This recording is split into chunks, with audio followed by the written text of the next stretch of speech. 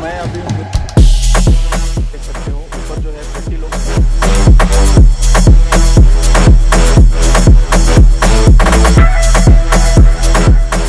इसका जो चार्ज है ये है लगभग 600 रुपीज़। और ये दूसरा जो रोड है छोटा वाला वो दोनों भी है। अभी जैसे एग्जाम्पल आप स्कूटर वगैरह लेते हो, स्कूटर वगैरह लेके ओल्ड गोवा मैं आया, ओल्ड गोवा चर्च के पास।